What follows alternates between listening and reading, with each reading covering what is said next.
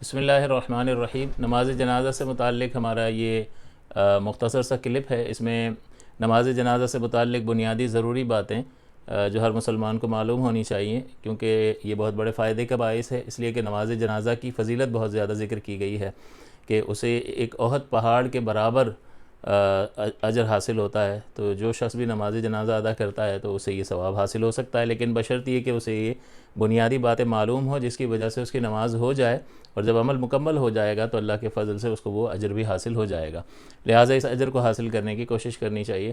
شرعی اعتبار سے اس کی شرعی حیثیت فرض کفایہ کی ہے، اور فرض سے مراد یہی ہوتا ہے کہ لازم اور ضروری ہے، لیکن کفایہ کا مطلب یہ ہوتا ہے کہ اگر بعض افراد ادا کر لیں گے تو ہر ایک کی ذمہ داری ساقط ہو جائے گی، لیکن اگر کسی نے بھی ادا نہیں کیا، جن کو اطلاع ملی تھی اور وہ قدرت رکھتے تھے، ان میں شرائط پائی جاتی تھیں، اور سب نے ہی ادا نہیں کی، تو پھر سب کے سب جن کو اطلاع ملی تھی اور قادر تھے وہ گناہ گار ہوں گے۔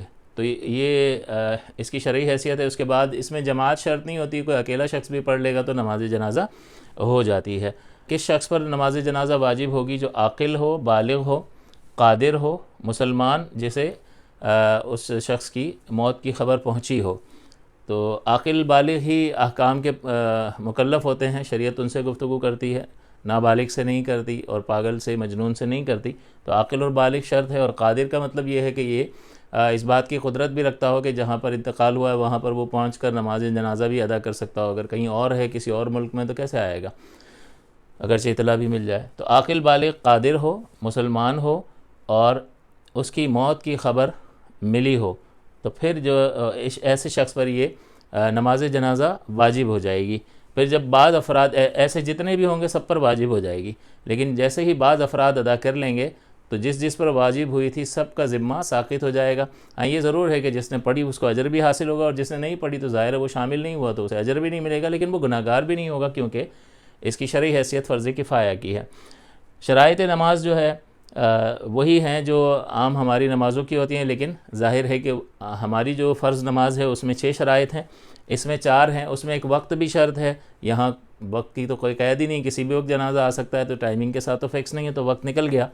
اور تکبیر تحریمہ بھی شرط میں شامل ہوتی ہے، لیکن یہاں پر تکبیر تحریمہ یہ رکن کا حصہ ہے تو 2 نکل گئیں، ایک جو ہے اس کی حیثیت تبدیل ہو گئی، اور دوسرا وقت کا کوئی تعلق ہی نہیں ہے، کسی بھی وقت آ سکتی ہے، تو ایک شرط ختم ہو گئی۔ تو 4 شرطیں 6 میں سے، جو نماز کی 6 شرطیں تھیں اس میں سے 4 شرطیں نماز جنازہ کے لیے لازم ہے۔ طہارت، جو نماز پڑھ رہا ہے اس کا بدن اور جو ہے نجاست حقیقیہ اور حکمیہ سے بالکل پاک ہونا چاہیے، اس کے کپڑے پاک ہونے چاہیے نجاست حقیقیہ سے، جس جگہ نماز پڑھ رہا ہے وہ نماز بھی نجاست حقیقیہ قدر مانے سے پاک ہو۔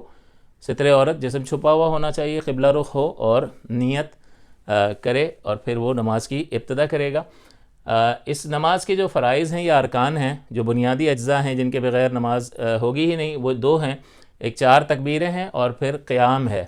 تو 4 تکبیریں لگانی ہیں، اور جب تکبیر یا کچھ پڑھنے کی بات ہوتی ہے تو اس میں آواز کا بڑا کردار ہوتا ہے کہ جب آپ اتنی آواز سے کوئی بھی چیز پڑھنے کا کہا گیا ہے وہ پڑھیں گے کہ اتنی آواز کی جس سے پڑھنے والے کے اپنے کان سماعت کریں، سنیں، تو وہ پڑھنا کہلائے گا، اور پھر ظاہر ہے کہ وہ فرض پورا ہو جائے گا۔ تو اس میں آواز کا بڑا خیال کرنا ہے کہ جو نماز پڑھ رہا ہے وہ اتنی آواز سے تکبیریں لگائے گا کہ اس کے اپنے کان اس کو سماعت کریں۔ اگر سنیں گے نہیں تو پھر تکبیر کہنا نہیں پایا گیا تو نماز نہیں ہوگی۔ دوسرا قیام فرض ہوتا ہے، اس کا مطلب یہ ہوا کہ کھڑے ہو کر ہی یہ نماز پڑھی جا سکتی ہے، بیٹھ کر نہیں پڑھ سکتے بلا عذر۔ ہاں جس کے ساتھ کوئی عذر ہے اس کا مسئلہ علیحدہ ہے، لیکن جس طرح دوسرے نوافل وغیرہ ہم کھڑے ہو کر بھی بیٹھ کر بھی پڑھ سکتے ہیں، لیکن یہ کھڑے ہو کر ہی پڑھنا پڑے گی، بلا عذر بیٹھ کر پڑھی تو نہیں ہوگی۔ یعنی نہیں ہونے کا مطلب یہ کہ اتنے سارے لوگ پڑھ رہے ہوتے ہیں تو امام بھی پڑھ رہا ہوتا ہے، دوسرے بھی، تو نماز جنازہ تو ہو جائے گی۔ ظاہر ہے ان میں سے بہت سارے لوگ صحیح طریقے سے پڑھ رہے ہوں گے، لیکن جو غلطی کر رہا ہوگا، ایسی غلطی کہ جس سے نماز جنازہ ہی نہ ہو، تو وہ اس کی طرف سے نماز جنازہ ادا کرنا نہیں پایا گیا، اور وہ اجر کا مستحق نہیں ہوگا، یوں نماز جنازہ نہیں ہوگی اس کی طرف سے۔ اور اس میں جو ہے واجب کوئی بھی نہیں ہوتا۔ فرض 2 ہیں، 4 تکبیریں اور کھڑے ہو کر پڑھنا، اور واجب کوئی بھی نہیں ہوتا نماز جنازہ میں۔ سنتیں یہ ہیں، ثنا پڑھے گا، سنت ہے، اس کے بعد درود پاک پڑھنا ہوگا، اور اس کے بعد میت کے لیے جو دعا احادیث طیبہ میں ذکر کی گئی ہیں، بالغ کی دعا اور نابالغ لڑکے اور لڑکی کی علیحدہ علیحدہ صیغوں کے ساتھ، مؤنث اور مذکر کے صیغوں کے ساتھ وہ دعائیں ہوتی ہیں، تو وہ دعائیں پڑھے گا۔ تو یہ سب سنت ہوتی ہے۔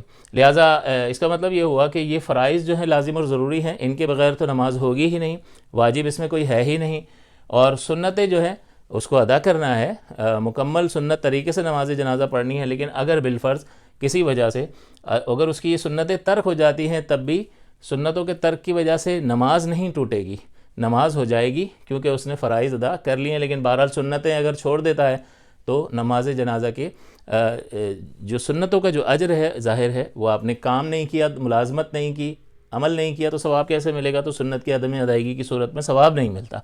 طریقہ کار نماز جنازہ کا بہت آسان ہے کہ سب سے پہلے نیت کریں گے کہ نیت کرتا ہوں میں نماز جنازہ فرض کفایہ اس حاضر میت کی نماز جنازہ، اور پھر منہ میرا قبلہ شریف کی طرف اور پیچھے اس امام کے اللہ اکبر کہیں گے۔ تو جب پہلی تکبیر کہیں گے تو اللہ اکبر میں ہاتھ اٹھائیں گے، اور تکبیر کہنے کے بعد ثنا پڑھیں گے جو ہم نماز میں پڑھتے ہیں، سبحانک اللہم و بحمدک الی آخرہ۔ دوسری تکبیر اس کے بعد کہیں گے تو پھر دیگر پہلی تکبیر کے علاوہ کسی تکبیر میں باقی 3 تکبیرات میں ہاتھ نہیں اٹھائیں گے، بس اللہ اکبر کہیں گے اور پھر دعا پڑھیں گے، اللہ اکبر کہیں گے، پھر درود پاک پڑھیں گے۔ پہلے اللہ تعالیٰ کی تعریف کریں گے، اس کو ثنا کہتے ہیں، اور پھر دوسری تکبیر اور درود پاک، اور پھر تیسری تکبیر اور میت کی دعا پڑھیں گے۔ بالغ میت ہوگی تو بالغ والی دعا پڑھیں گے، اور نابالغ ہوگی تو لڑکے کی علیحدہ دعا ہے اور لڑکی کی علیحدہ دعا ہے۔ صیغے تھوڑے سے ضمیریں مختلف ہیں، پروناؤنس ہو کی جگہ ہا لگ جاتا ہے مؤنث میں، باقی دعا وہی ہے۔